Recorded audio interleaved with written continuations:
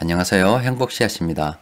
오늘은 어제 말씀드린 대로 퇴직연금이 주식시장으로 들어오게 된다면 앞으로 어떤 일이 벌어질 것인가에 대한 말씀을 드리고자 합니다. 화면에서 보시는 대로 이 영상을 보고 계신 분들께서는 앞으로 부자가 될 겁니다. 그건 제가 확실하게 장담할 수가 있어요. 또 그리고 재수없이 이 영상을 봤다 손 치더라도 그게 뭔 말인가 싶어서 안 하거나 에이 그럴 리가 있겠나 싶어서 실행하지 않거나 아니면 시간이 흘러가지고요 나중에 이 영상을 봤다 손치면 왜 그때 내가 영상을 보고서도 하지 않았던가, 또 그리고 왜 이제서야 봤던가는 후회를 반드시 할 거예요. 그것도 제가 장담할 수가 있습니다. 자, 여러분들 주식 투자 하시다 보면은 외국인 투자자들이 한국 시장의 주식을 사게 되면 시장이 상승한 것을 많이 보셨죠. 또 반대로 외국인 투자자들이 한국 주식을 팔게 되면 시장이 하락하는 것도 많이 보셨을 거예요. 이 주식 시장이란 것은 기존의 시장이 딱 있고요.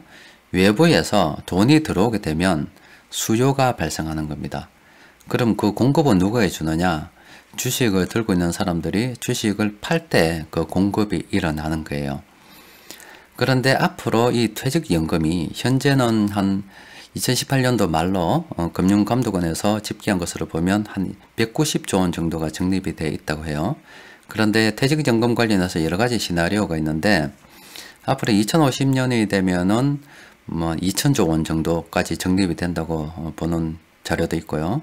또 어떤 자료는 한 1500조 정도는 적립이 될 것이다, 그렇게 보는 자료도 있어요. 여튼 퇴직연금의 규모가 점점 커지는 것이 확실시되고, 또 그리고 정부에서도 이 퇴직연금을 미국이나 호주처럼 주식시장으로 밀어넣고 싶어하는 의지가 조금씩 생기고 있습니다.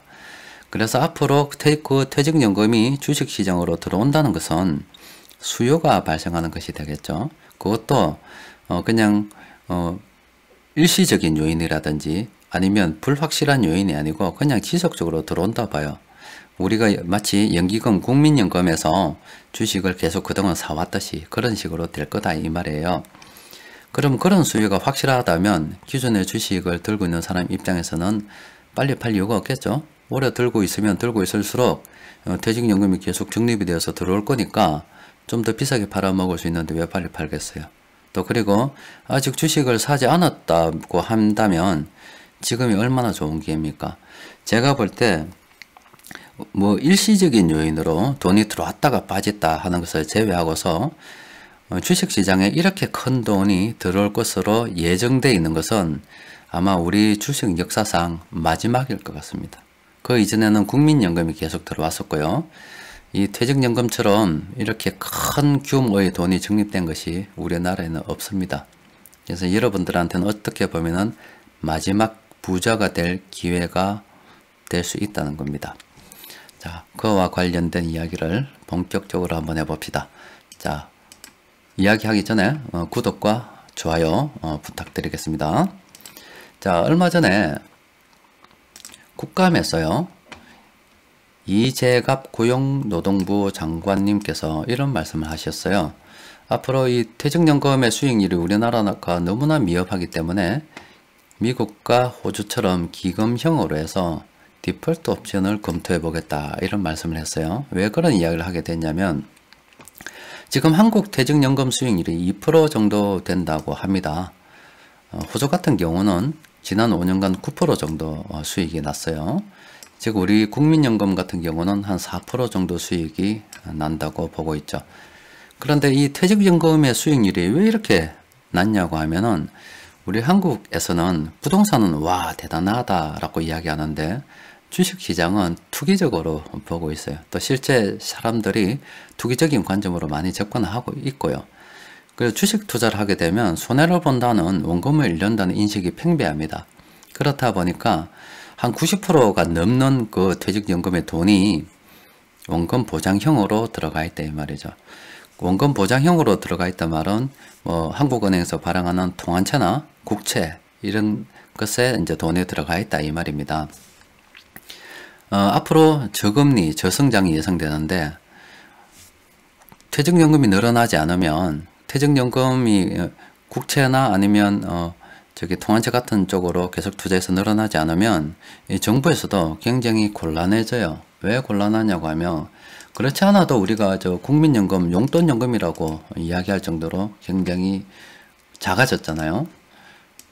물가 상승에 비해서 그렇게 많지 않은데, 그래서 이제 정부에서 생각했죠. 국민들의 노후가 굉장히 걱정이 된다 이 말이지.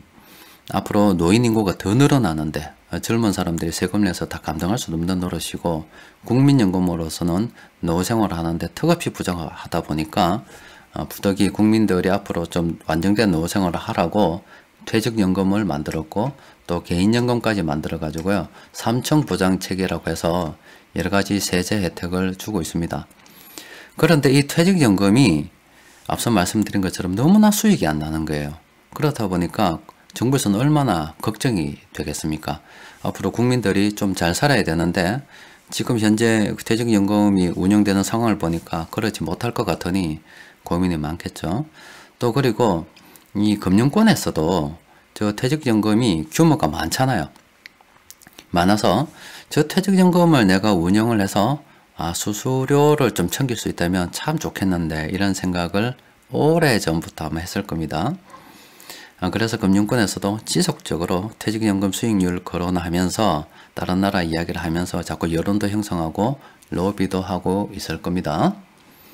자, 어쨌든 지금 현재 그 제도 유형별 운영 현황을 보면은 금융감독원에서 2019년 4월 8일 날 자료를 냈는데 이렇습니다.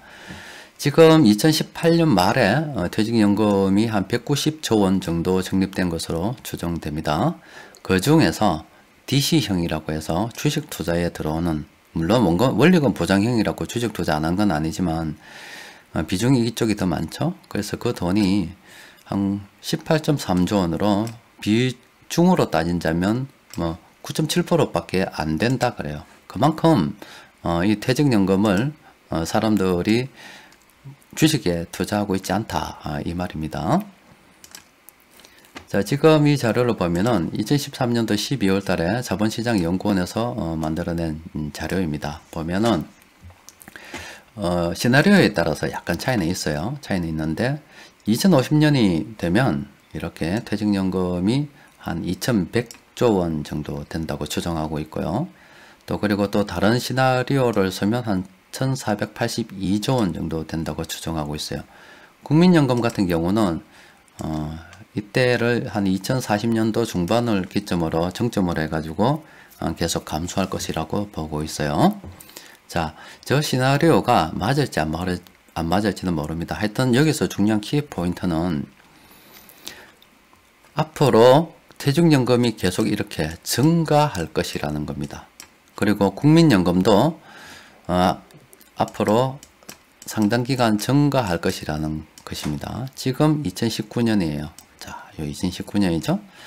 자, 국민연금은 한국투자 주식 비중을 줄인다 했지만 사실상 기금이 계속 늘어나고 있는 관계로 인해 가지고 완전히 줄이지는 않고 그 퍼센테이지로 따진다면 그래도 한국 주식을 앞으로 상당 기간 살 겁니다. 그리고 이 퇴직연금 같은 경우는 아직 주식시장에 많이 들어와 있지 않지만 앞으로 계속 저렇게 증가할 것이고, 정부에서도 국민들이 가난해지면 어쩌지, 노후생활을 잘 못하면 어쩌지 여러 걱정이 되기 때문에 미국이나 중국이나 호주나 성공 사례를 보면서 퇴직연금을 주식시장으로 유입시키기 위해서 앞으로 적극적인 홍보를 하겠죠. 또 그리고 금융권에서도 자기한테 이익이 있기 때문에 역시 적극적인 홍보를 할 겁니다. 자, 저 돈들이 앞으로 주식시장으로 들어올 거기 때문에 우리한테는 굉장히 희망이 있는 거죠. 또 이렇게 큰 돈이 시장으로 들어오는 것은 앞서 말씀드렸듯이 마지막입니다. 자, 여기서 제가 여러분들께 아주 재밌는 이야기를 하나 해드릴게요. 자, 여러분들 통화성수라고 알고 계시는 분도 계시고 모르고 계시는 분들도 계실 거예요. 통화성수는 뭐냐면 한국은행에서 돈을 1조를 종이돈 찍으면 5만원짜리 만원짜리 1조를 찍으면 이 시장에서는 지금 우리 현재 한국 상황에서는 16조가 늘어납니다. 16배 증가를 해요. 제가 처음에 카페를 시작할 때 한 2010년도쯤에는 한국은행에서 1조를 찍으면 시중에는 돈이 22조가 유통이 되었습니다. 그런데 그동안 이래 경기 침체도 있고 해서 경기가 많이 안 좋아지다 보니까 저 통화 성수가 떨어지고 또 그리고 발행 통화량이 자꾸 많아지면 통화 성수는 저렇게 떨어질 수밖에 없어요. 그런데 제가 여러분들께 말씀드리고 싶은 것은 주식시장에도 저런 통화 성수 같은 게 적용이 돼요. 잘 보세요. 삼성바이오로직스 어제 마감이 32만 9천 원으로 마감이 되었습니다. 세력합으로 보면은 수급 분석표에서 세력합으로 보게 되면은 22,326주를 매수를 했어요. 세력 순매수를 했습니다. 순매수 금액이 약 73억 원 정도가 돼요. 자, 그런데 중요한 게, 자, 보세요. 총 발행 주식이 요만큼이고요. 또 어제 주가가 요래니까 그걸 가지고서 시가총액을 계산하면은 요렇게 됩니다.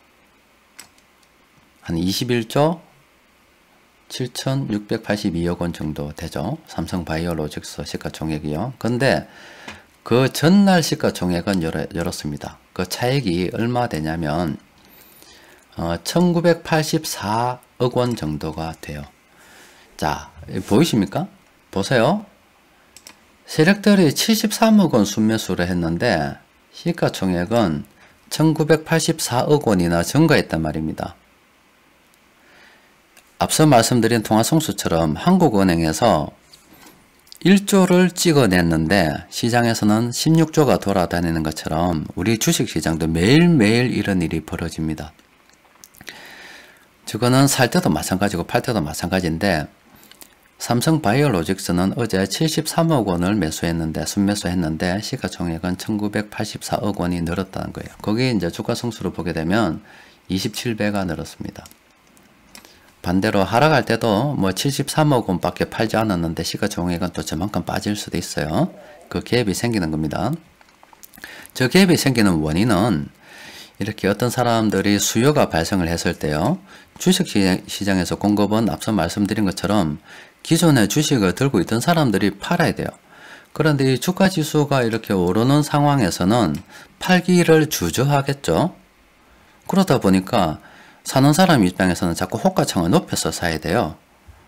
그렇기 때문에 주가가 저렇게 실제 투입된 돈보다 시가총액이 훨씬 더 커지는 겁니다. 다른 말로 하면 저 주가 성수라고 하는 것은 또 투자 심리가 반영이 되었다라고 볼 수도 있어요. 또 반대로 시장에서 돈이 팔면 공급하는 사람들이 늘어나게 되면 사는 사람 입장에서는 좀 더 기다리면 더 싸게 살 수 있기 때문에 좀 더 계속 기다리겠죠.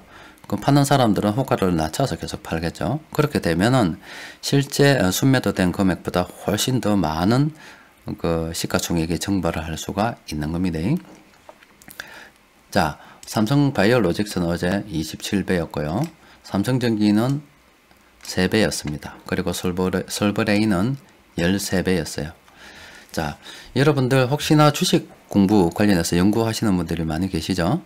또 그런 분들께서도 저 통화성수와 비슷한 주가성수, 다른 말로 하면 뭐 투자 심리라고도 볼 수가 있어요. 저것도 한번 연구해 볼 필요가 있습니다. 저는 오래전부터 이걸 연구해 가지고요. 투자에도 적용을 하고 있습니다.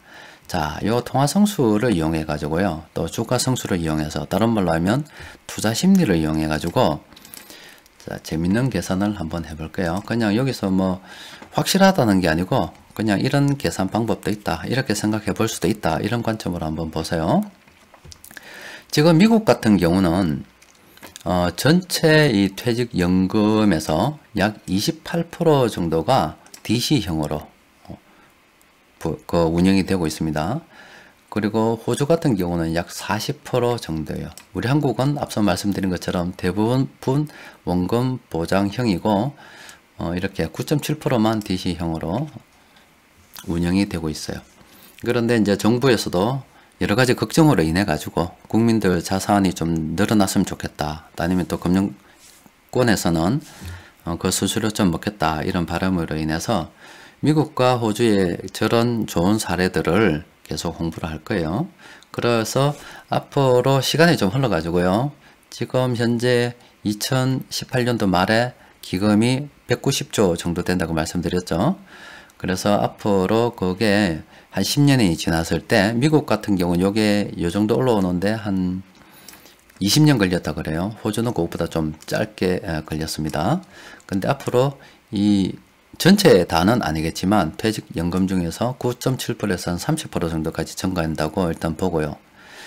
계산을 잠시 한번 해보면 한 2028년도 내지 한 2029년도 정도 되면 현재 우리가 적립하고 있는 190조 원이 한 1000조 정도 된다고 추정을 일단 해놨겠습니다. 가정을 해놨고요. 자, 잘 보세요.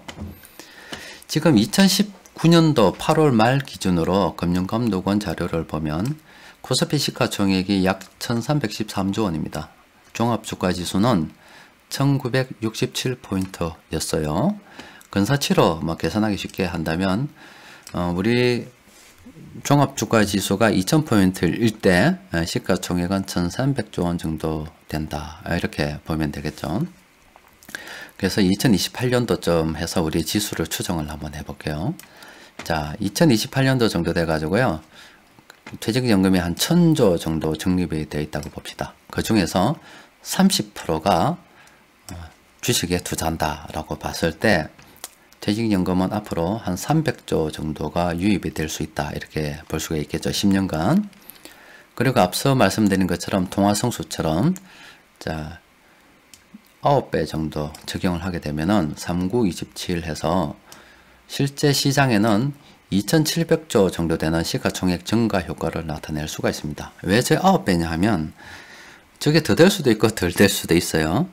또 시장이 좋으면은 저기 20배도 될 수가 있고 시장이 좋지 않으면 4배도 될 수 있는데 여기서 키포인트는 저 9배라는 게 중요한 게 아니라 퇴직연금이 늘어난다는 거고 또 주식시장은 들어온 돈에 비해서 더 많이 시가총액이 증가한다는 게 키포인트입니다. 그래서 참고 삼아 보세요. 그렇게 된다면 2028년에 이 1300조 원하고 2700조하고 더하게 되면 코스피 시총은 약 4000조 원 정도 된다고 볼 수가 있어요. 그럼 그때 지수는 어떻게 되느냐? 2000포인트에서요. 6153포인트가 됩니다. 이거는 다른 요인 하나도 고려하지 않고 그냥 퇴직연금 수급 요인만 고려한 겁니다. 그 기간에 연기금도 더 늘 거고요. 또 국민들 자산도 불어날 거기 때문에 돈이 들어올 거기 때문에 실제로는 저것보다 더 간다고 저는 보고 있습니다. 근데 오직 퇴직연금만 가지고서 계산해 봤을 때 2028년 앞으로 한 10년 지나면 6153포인트 정도 된다고 일단 추정이 된다 이 말이죠.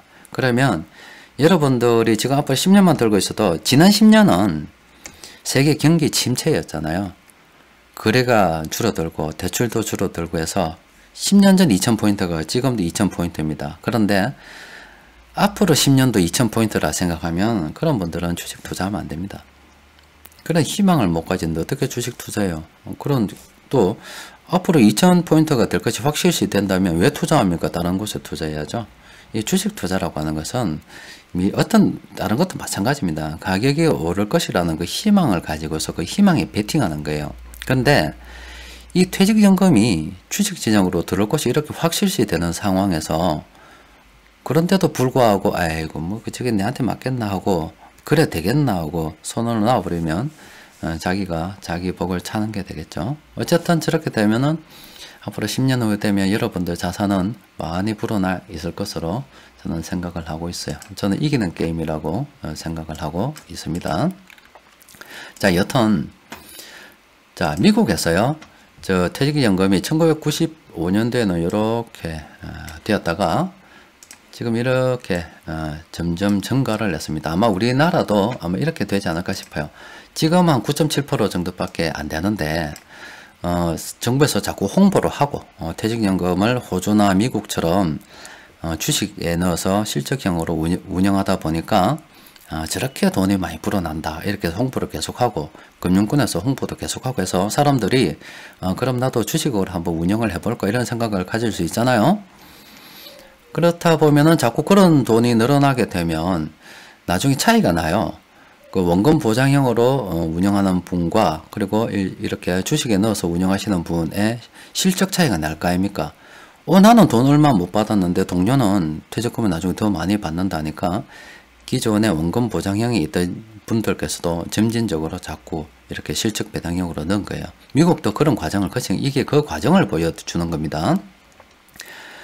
이렇게 시간이 지남에 따라서 실적형으로 돈이 점점 많이 들어오게 됐다 이겁니다. 그러니까 여러분들 401k 펀드 많이 들어보셨죠? 인터넷 검색해 보시면 많이 나옵니다. 여러 가지가 있는데 이게 401k가 한 70% 정도 지금 비중을 차지하고 있다고 해요.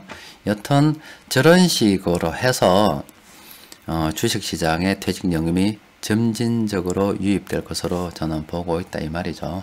또 그리고 우리 주식시장에 이렇게 큰 돈이 뭐 제가 볼 땐 거의 확실한데 이런 식으로 들어오는 기회가 아마 이번이 마지막일 것 같다.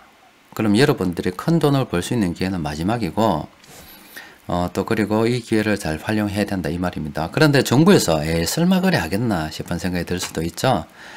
절대 그렇지 않아요. 정부에서는 지금 뭐 그냥 꺼낸 말이 아닙니다. 내년부터 어떻게 하겠다 하는데 지금 퇴직연금 관련해서도 제가 가치투자연구원에 이미 오래전부터 말씀드렸어요. 보세요. 2014년 10월 달에 퇴직연금이 주식시장으로 들어오면 어떤 일이 생긴다고 이미 이야기를 했습니다. 그리고 2015년 1월 29일도 말씀드렸고요. 또 작년에 2018년 6월 21일에도 말씀해 드렸습니다. 이렇게 오래전부터 정부가 준비를 하고 있었기 때문에 저도 이야기를 한 거예요. 그래서 그 오래전부터 시작해서 앞으로 들어올 거기 때문에 우리가 돈을 벌게 되면 주식을 계속 사두는 것이 좋다. 지금 당장의 등락이 중요한 것이 아니다. 계속 이렇게 주식을 사둬서 있다 보면 퇴직연금이 들어올 거기 때문에 퇴직연금이라는 수요가 발생하게 되면 공급은 이미 주식을 들고 있는 사람이 하는 거다. 그러면 퇴직연금이 들어올 것이 자꾸 확실시되고 점점 더 늘어나게 되면 주식을 들고 있는 사람 입장에서는 좀 더 기다렸다 팔 수 있다 이 말이죠. 그렇게 되면 자꾸 시간이 지나다 보면 실제 투입된 돈에 비해서 시장 훨씬 더 커지기 때문에 비싼 가격에 팔 수가 있어요. 그런 기회가 앞으로 올 거니까 열심히 노력해서 우리가 계속 주식을 사자는 이야기를 저는 오래전부터 했고 이제 그게 거의 막바지에 접어들었다 이 말이죠. 아직은 기회가 있습니다. 자, 제가 여러분들께 자꾸 이렇게 말씀드리는 이유가 있어요. 우리는 반드시 부자가 되어야 됩니다. 그런 사명감이 있어요. 자, 2017년도에 제가 카페에서 글을 하나 올려드렸습니다. 2017년도에 15세 미만 유소년 인구보다 65세 이상 고령 인구가 많아지는 그 크로스되는 해였습니다. 그리고 지금 2019년도이기 때문에 이미 우리 유소년 인구보다 노인들이 더 많아요. 그런데 지금 제가 보니까 우리 카페에 보니까 30대 40대 되시는 분들이 많으시더라고요. 그리고 50대 되시는 분들도 계시고 뭐 다른 분들도 계신데 일단 제 강의를 듣고 계시는 분들은 30, 40대가 많아요. 그런데 그분이 은퇴한다고 생각해 보세요. 은퇴가 언제 되냐면 다른 분들은 뭐 이때부터 점진적으로 뭐 돼 가겠지만 이때 은퇴가 됩니다. 이때 지금 이 동영상을 보시고 계시는 분들께서는 은퇴하실 거라고요. 근데 그때 이 고령 인구와 생산 가능 인구를 보십시오. 경제활동 인구하고 차이를 보세요. 지금 이 시기 있죠? 지금 이 시기. 이 경제활동 인구보다 노인 인구가 훨씬 작은 이 시기도 사람들이 먹고 살기 어려워가지고 아마 부모님한테 매월 정기적으로 용돈을 못 주는 분들도 많으실 겁니다. 내가 당장 먹고 살기 어려우니까.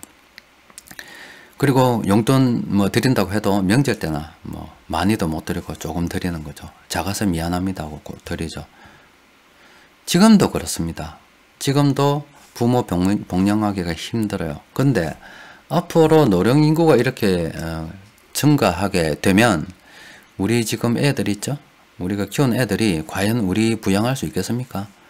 그렇지 않아도 세금 많이 낼 건데 그 세금 다 내고 또 매월 부모한테 쓰라고 용돈 줄 수 있겠어요? 택도 없습니다. 우리 노후는 우리가 보장을 해야 됩니다. 제가 주식 투자 공부를 할 때 처음에 카페를 만든 것도 이 이유입니다. 그리고 지난 10년간 지속적으로 이야기한 것도 이 이유입니다. 그리고 지난 10년이 여러분들 믿길지 모르겠지만 우리 한국 역사상 이 대한민국 그리고 한민족 역사 한 5천년 역사상 가장 많은 인구가 경제활동을 통해서 돈을 벌었던 그야말로 우리 한민족 역사상 전성기가 지난 10년이었다고 제가 그것도 이미 카페에서 말씀을 드렸어요. 앞으로 점점 어려운 시기가 다가오고 있습니다. 우리가 반드시 부자가 되어야 되고 일전에 제가 말씀드린 것처럼 우리가 나이 들어서 우리 일자리는 우리 애들, 아들, 딸에게 물려주고 우리는 지금 투자해서 성공한 돈으로 해외에서 돈을 벌어야 돼요. 그래서 이런 것을 보고서도 모른 척 할 수가 없더라 이 말이죠. 또 그리고 앞으로 퇴직연금이 들어온다는 것이 확실시 되는데 그런 상황에서도 사람들한테 안 알릴 수는 없다 이 말이죠. 왜냐면 우리는 한 명이라도 더 끌어당겨 가지고 부자로 만들어야 됩니다. 그래서 제가 여러분들한테 단타 이야기 안 하는 겁니다. 그리고 급등주, 테마주 뭐 이런 이야기 잘 안 하는 거예요. 꼭 테마주를 꼭 보유해야 된다면 소액으로 하고 가능하면은 시가총액이 큰 종목들 그리고 수급 분석가 꽉 찬 종목들을 해서 장기적으로 보유하되 좀 더 수익을 내려고 하면 순환매를 통해서 보유하라고 말씀을 드리는 겁니다. 우리가 지금 단타나 하면서 주식에서 돈 조금 벌면 소고기 사 먹고 놀러 다닐 또 그리고 해외여행 다니거나 그럴 만한 여유가 별로 없어요. 지금 우리는 어쨌든 간 돈을 좀 모아가지고 우리가 은퇴할 때 부자가 돼야 됩니다. 그렇지 않으면 우리 자식한테 밑배 끼치고 우리 자신이 국가를 가난하게 만들 수도 있어요.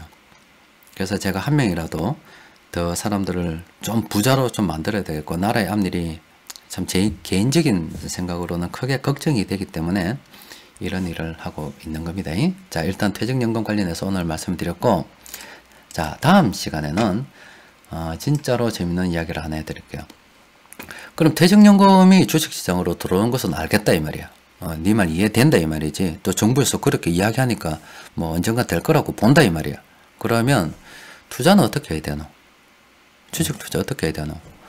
또 어떤 종목 사야 되노? 궁금하지 않습니까? 또 그리고 이런 말씀 드리면 안 돼요. 주식 투자하는 사람들한테 100%는 금기어입니다. 금기어. 절대 있을 수가 없는 일이에요. 하지만 이번만큼은 제가 드릴 수 있어요. 승률 100%가 되는 투자 방법이 있습니다. 저 퇴직연금 이용해 가지고 그 방법을 여러분들께 다음 시간에 알려드리도록 하겠습니다. 그런데 매번 당장은 알려드리지 못하고요. 여러분들께서도 아시는 바와 같이 평일에는 제가 마감 시황을 쓰고 주말에는 또 그리고 주간 일주일간 시장을 정리해서 주간 시황을 씁니다. 그래서 아마 일요일 정도 돼서 올려드려야 되는데 어쨌든 제가 정리를 해가지고 이런 연관해서 좋은 정보들이 있다면 뭐 특강을 이용해서 여러분들께 자주 말씀드리도록 할게요. 끝으로 여러분들께서 주식투자 관련 공부를 좀 더 하시고 싶다면 네이버 검색창에다가요 가치투자연구원이라고 검색을 한번 해보십시오. 그러면 제가 운영하는 카페가 있습니다. 자, 거기서 많은 자료들이 있으니까 열심히 공부하셔가지고요 앞서 말씀드린 것처럼 이런 거 우리는 부자가 안 되면 안 돼요. 반드시 부자가 돼야 됩니다. 사명감을 가지고 부자가 될 수 있는 공부를 하도록 합시다. 저도 여러분들께 정보가 있다면 열심히 한 명이라도 더 챙겨 가지고 갈 수 있도록 최선을 다해 보겠습니다. 이상입니다.